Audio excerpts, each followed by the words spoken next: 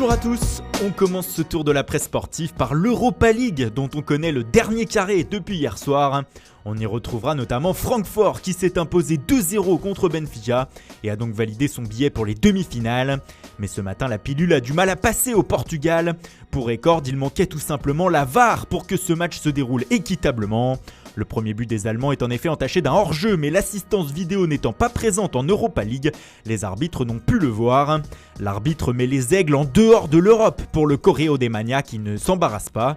Seul Abola tente de tempérer. Le quotidien explique que la fureur des Lisboètes est arrivée trop tard. Francfort est donc qualifié et retrouvera Chelsea en demi pour une affiche qui promet. Les Blues ont continué leur croisière dans cette compétition comme l'écrit le Daily Telegraph en dominant le Slavia Prague 4-3. Pedro a inscrit un doublé et le champion du monde Olivier Giroud y est aussi allé de son but. Il y a de la joie pour Chelsea mais aussi pour Arsenal selon le Times. Les deux clubs anglais seront au rendez-vous du dernier carré. Les Gunners sont allés valider leur ticket à Naples hier soir 1-0 grâce à Alexandre Lacazette comme le rapporte le Sun. Seule mauvaise nouvelle dans cette soirée, la nouvelle blessure de Aaron Ramsey qui inquiète le club londonien. Arsenal retrouvera Valence en demi, chose que ne feront donc pas les Napolitains. Éliminés par les Gunners sans inscrire le moindre but, les hommes de Carlo Ancelotti étaient les derniers représentants du foot italien en Coupe d'Europe. Pauvre de nous, s'exclame le Corriere dello Sport qui évoque aussi le sort de Paulo Dybala après l'élimination de la Juve en Ligue des Champions. Le quotidien reparle d'un possible échange entre l'Argentin et son compatriote Mauro Icardi à l'Inter.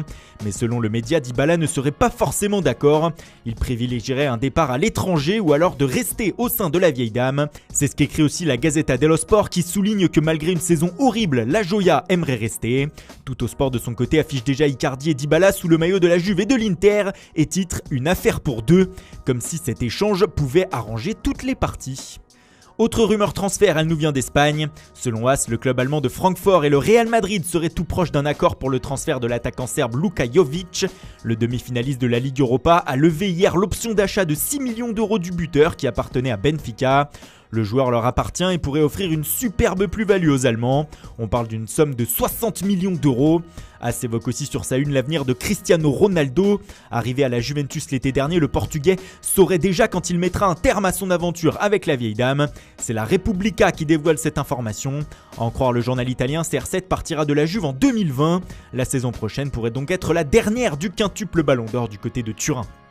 On reste en Espagne avec l'autre journal madrilène Marca, et décidément le Real Madrid est très actif en ce mois d'avril. Après Luka Jovic donc, ce serait au tour d'Eden Hazard d'être tout proche de s'engager avec le club madrilène. Ce serait même une question de jours selon le média. Le transfert avoisinerait les 100 millions d'euros et il deviendrait la troisième recrue, déjà, du Real pour la saison prochaine après Rodrigo et Eder Militao. Et on termine en Angleterre avec le héros depuis 2 jours pour la presse anglaise, Mauricio Pochettino. Depuis jeudi matin, les louanges pleuvent sur l'entraîneur argentin qui a propulsé Tottenham en demi-finale de Ligue des Champions. Et ce matin, le Daily Mail pense déjà à la saison prochaine.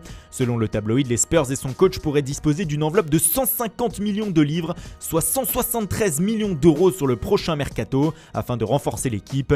70 millions d'euros seraient débloqués par les dirigeants des Spurs, auxquels viendrait s'ajouter l'argent de la vente de certains joueurs comme Trippier et Eriksen. Pochettino aurait indiqué avoir besoin de 5 nouveaux joueurs. Voilà, c'est tout pour aujourd'hui. Merci pour votre fidélité. Bonne journée à tous et rendez-vous dès demain matin pour une nouvelle revue de presse.